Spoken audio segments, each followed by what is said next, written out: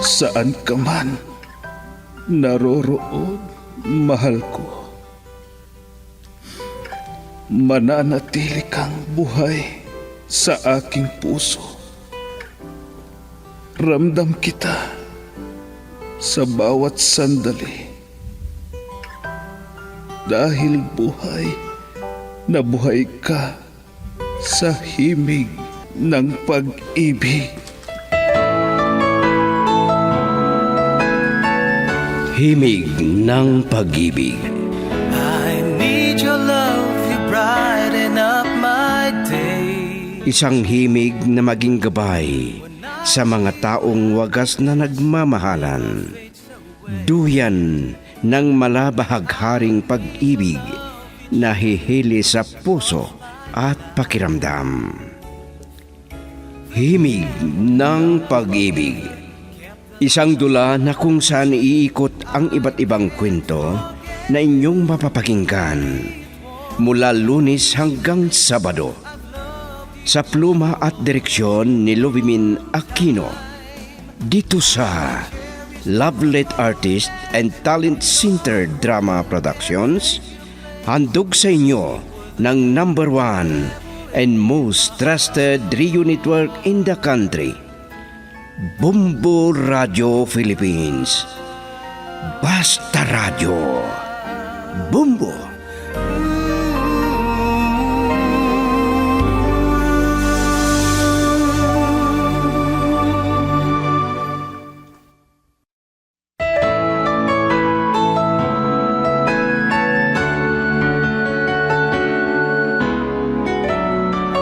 Ang nakaraan, inalam ng mama ni Ronald kung saan nakatira ang anak niya at ang kabit niya na si Katlia. Ngunit bigo ito dahil hindi na niya natatngan ang kanyang anak sa apartment na tinutuluyan nila. Gusto sanang makausap si Katlia para hiwalayan niya si Ronald. Sa isang banda, tuloy naman ang pagbibinta ni Ronald ng mga droga at pagdideliver galing mismo sa bus niyang si Badong. At ngayon, narito ang karugtong ng kwento natin sa linggong ito na pinamagatang Pagbabago. Dito sa dulang Himig ng Pag-ibig. In my heart.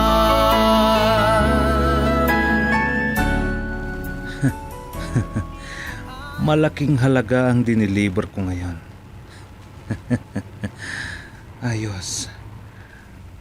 Malaki na naman ang maibibigay na pera sa akin ni Boss Badong. Madali akong magkakapera sa klase ng trabaho ko na ito. Kaya masaya na naman si Katleya. Pagbibigyan ko na naman siya ng malaking pera. At mabibili niya ang gusto niya. Napapansin ko ang kotse na yan kanina pa sumusunod sa akin. Nakabuntot lagi sa sasakyan ko. Subukan ko ngang di magpatakbo ng mabilis. Tingnan ko kung mag-overtake. Ganun din ang takbo. Sino kaya ang mga ito? Kinakabahan ako. Ano kayang ibig sabihin? At sino sila? Kailangang matakasan ko sila. Kailangang makabalik ako sa tinutuluyan kong apartment.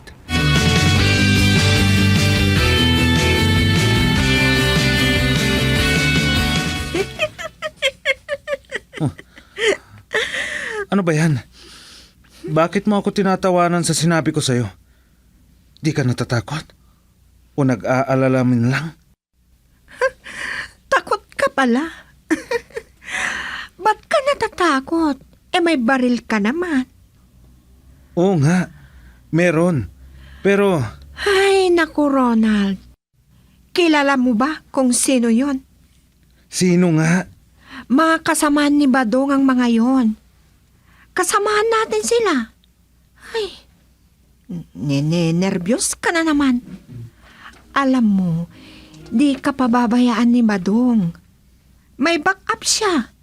At kung sakali na may kaliwaan na mangyayari, di ka nag-iisa. Ano?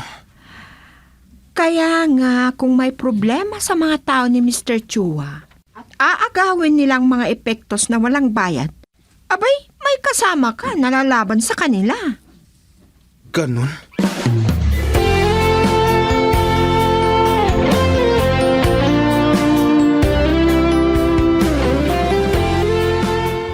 Ay nako, talamak na ang droga dito sa aming lugar. Tulad ng mga balita na narinig ko sa radyo. May narip na naman. Patayan pa. Dahil nagtripan ng mga nakadroga. Ano bang nangyayari sa mga tao? Mga big time dealer dapat ang hulihin. Si Pare Ronald pala. Ang ganda ng kotse niya. Talagang big time na siya. Pero, totoo kaya na kotse niya yun? Sabi niya, buy and sell ang trabaho niya. Ano kaya ang produkto nila? Ay, nako. Gutom na pala ako. Teka. May nakikita akong nakainan doon. Hihinto nga ako sandali. At kakain sa restaurant na yun.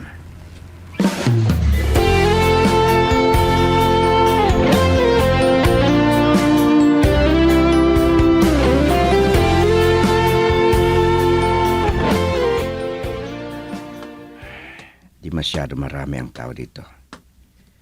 Marami ang bakanting upuan. Dito na lang ako umupo sa lamisang ito. Ha? Waiter. Parang kilala ko na yun. Wala naman isang upuan dito. Pwedeng... Parang sina Ronald at Katlia yun. Sige, sir. Walang problema. Lalapitan ko nga sila.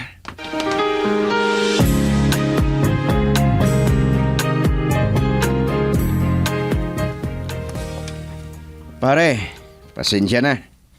Nakita ko kayo ni Katlia kaya nilapitan ko kayo. Walang problema, pare. Salamat. Ikaw talaga. Parang nahihiya ka pa. Ayon si Katlea. May kinukuha sandali kaya hinihintay ko siya dito. Hindi kaya nakakahiya sa kanya kung nandito ako? Oo nga pala, pare. Kumusta na pala si Amy at ang anak namin? Okay naman sila. Mabuti naman. At naisipan mo sila. Pare, Pare, namimiss ko ang anak ko at si Amy. Gusto ko sanang makita ang anak namin. di pumunta ka. Pumunta kayo sa bahay nila. Nag-aalala ako sa tatay niya. Baka kasi makita ko. Baka kung anong gawin sa akin. Yun lang. Siyempre, masakit ang loob nila dahil sa ginawa mo sa anak niya. At lalong-lalo na sa anak mo.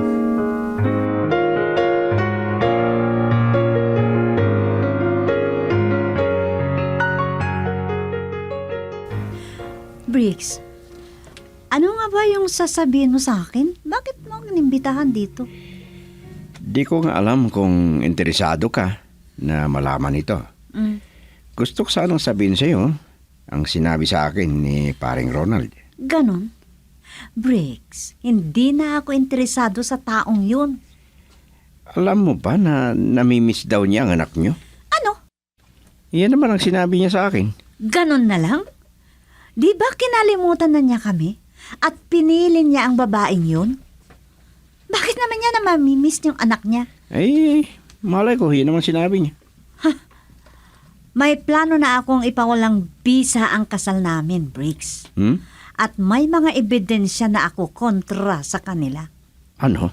May nakausap na akong abogado para sa annulment na kasal namin.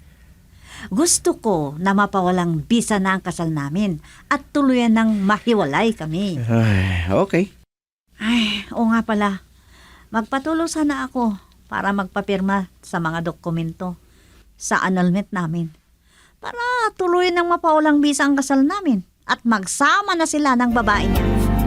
Girl, I need you. I need your love.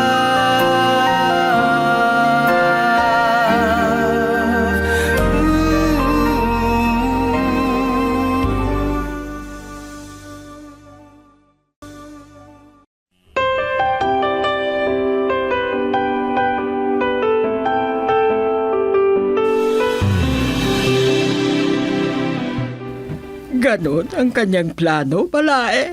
Oo, balae. Talagang gusto niyang makipaghiwalay kay Ronald. Sana maiintindihan mo siya, balae. Nasakta na siya ng labis sa ginawa ng iyong anak. Naiintindihan ko, balae. Kung may magagawa lamang ako na bumalik sa mag-inang anak ko, bakit hindi? Wala na, balae. Ginawa na din namin ang lahat, pati ikaw. Pero talagang mas pinili niya ang kabit niya. Wala na tayong magagawa. Yan siguro ang kapalaran nila. Balae, Kung wala sanang babaeng yon, maayos sanang pamilya nila, balae.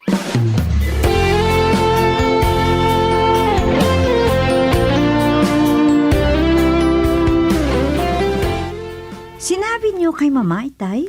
oo anak. Ano naman ang sabi nila? Malungkot siya. At kung sana daw may magawa siya, talagang ayaw niyang magkahiwalay kayo. Mas lalong kawawang anak ko kung halimbawang magkabalikan kami. Dahil sa kalukuhan niya. Pati anak ko maging kawawa. Ngayon, okay na ang lahat. Okay na ang buhay namin. Natin. May kapayapaan tayo, Tay.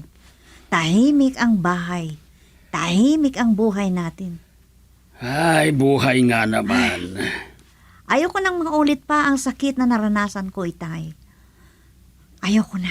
Abay, kalimutan mo na ang mga masasakit na nangyari sa buhay mo. At kami ng balae, naiintindihan ka namin. Ay, salamat, Tay, kung ganon. Oo naman, anak. Nilalakad ko na po ang papeles namin para sa paghihiwalay naming dalawa ni Ronald. Gusto ko na rin mawalang bisa ang kasal namin.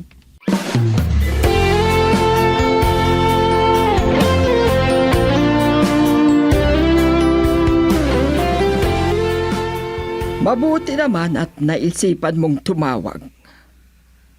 Kumusta na kayo, Mama? Eto, dumadanas ng kahihiyan sa mga pinaggagawa mo. Mama? Dahil sa ginawa mo, nahihiya ako. Parang gusto ko nang mamatay sa kahihiyan. Mama? Oo, gusto ko nang mamatay. Mama, wag naman kayong magsalita ng ganyan. Anong hindi? Pag nakikita ko ang mag-ina mo na pinabayaan mo, nasasaktan ako at naaawa ako sa ginawa mo sa kanila.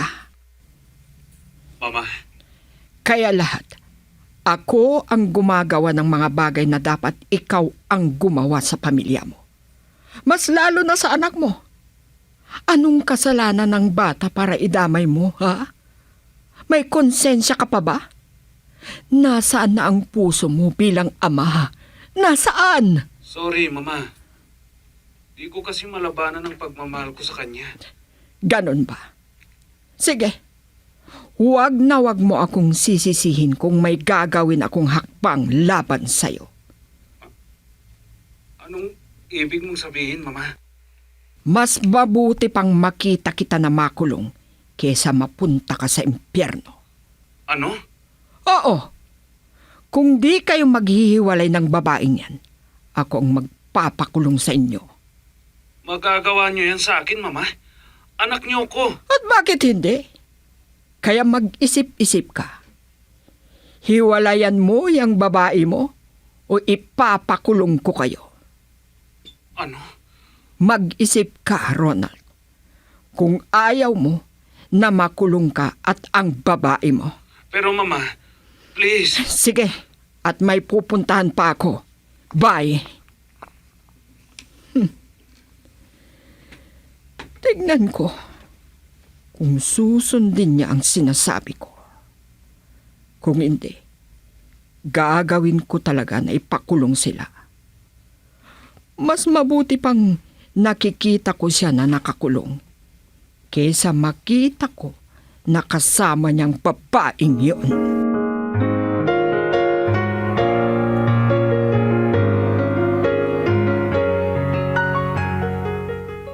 Kailangan na malaman ni Katle ang sinabi ni Mama sa akin.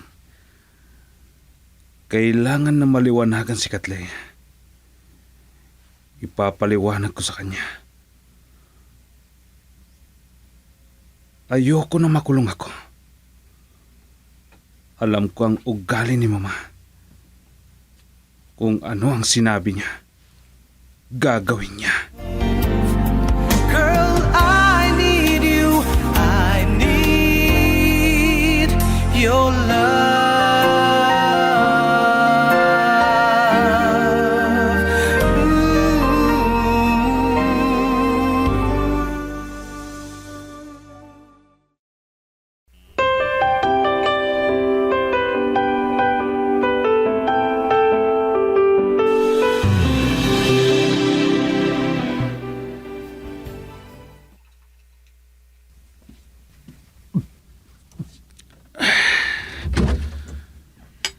Bakit nandito ka na umiinom ng alak?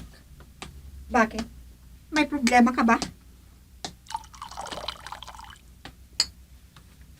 Oh. Bakit di ka sumasagot? Siguro, ginugulo ka na naman ng asawa mo at ng mama mo. Tumawag si Mama. At may sinabi sa akin. Ano naman ang sinabi niya? Buwisit. Siguro, sinusulsulan na naman ng buwisit na asawa mo ang mama mo para guluhin ka. Alam mo, di ba? Ikaw din ang nagsabi na nasundan ng asawa mo kung saan tayo nakatira. Kaya pati nanay mo, nakikisali na rin na magmanman dito. Bakit? Anong sinabi ng mama mo? At bakit ka naglalasing? Ipapakulong daw niya tayo. Ano? Oo, yan ang sabi niya. Ayoko. Ayokong makulong. Gusto niya na maghiwalay tayo. Ano?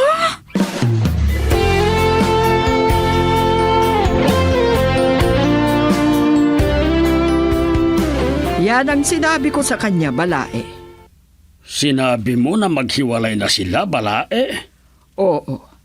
Sinabi ko na mag-isip-isip siya. At kailangan na tulungan ako ni Amy na magreklamo para makulong sila. Ano?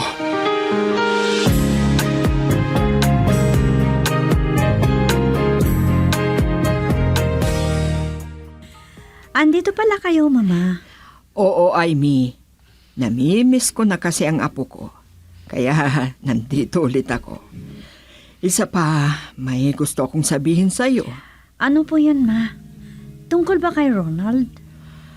Oo, anak. Mama, alam niyo naman na wala na akong pakialam sa kanya.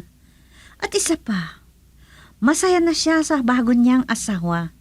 At ako po naman, masaya na ako sa buhay kasama ang tatay ko at ang anak ko. Tulungan mo sana ako sa plano ko. Ha? Anong plano, Mama? Gusto kong ipakulong si Ronald. Pati ang kabit niya. Kaya tulungan mo ako para maghiwalay sila. Yun lang ang paraan, Amy. Ha? Mama, ang ibig niyong sabihin, gusto niyo na makulong si Ronald kahit anak niyo siya? Oo. Gugustuhin ko pang makulong siya kaysa makisama sa babaeng yun. Pero, Mama, Oo, Amy. Talagang gagawin ko yan. Mama, Titignan ko kung makikinig siya sa akin o hindi. pero Mas gugustuhin ko pang makulong siya kaysa mapunta sa impyerno ang kaluluwa niya.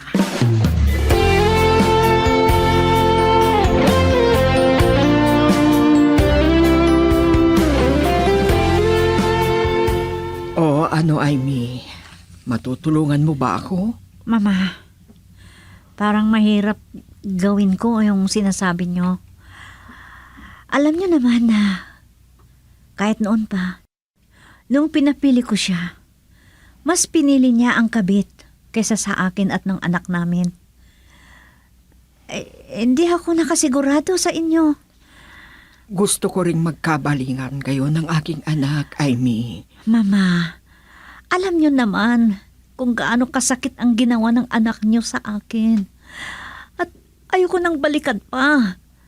Sana maintindihan nyo naman ang nararamdaman ko. Naaawa ako sa apo ko. Hindi kumpleto ang magigisnan niya. Mama, masaya naman na kami. Masaya kami ng anak ko kahit wala yung ama niya. Sana, Iha, maisip mo yan. Ewan ko, Mama. Hindi ko pwedeng pilitin yung tao na gustuhin pa ako. Ayaw kong ipagsiksikan ang sarili ko sa taong ayaw sa akin. Maintindihan nyo naman sana ako, Mama.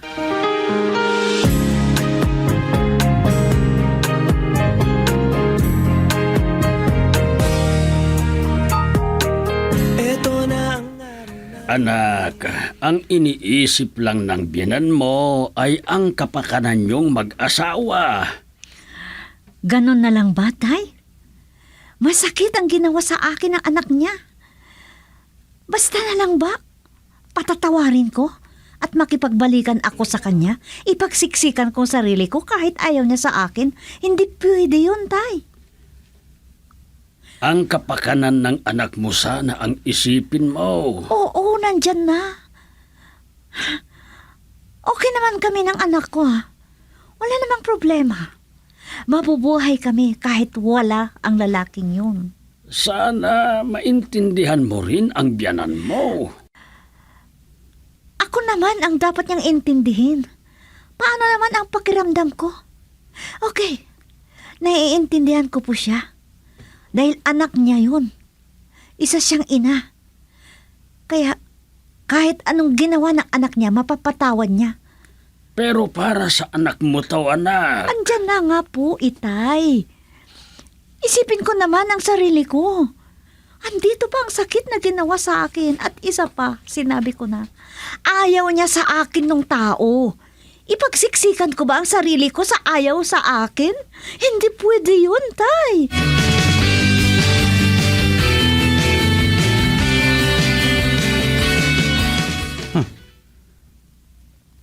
Kanino kaya ang motor na yan na nakapark sa apartment namin ni Katleya? Ha? May kasama si Katleya sa loob ng bahay. Sino ang kanyang kasama? Sino? Girl, I need you. I need your love.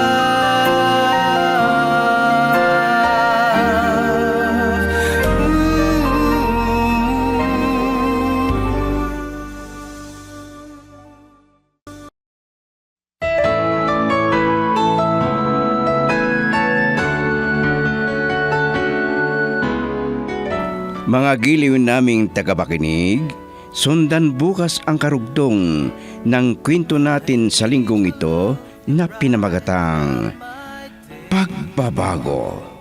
Dito sa ating dula, Himig ng Pag-ibig.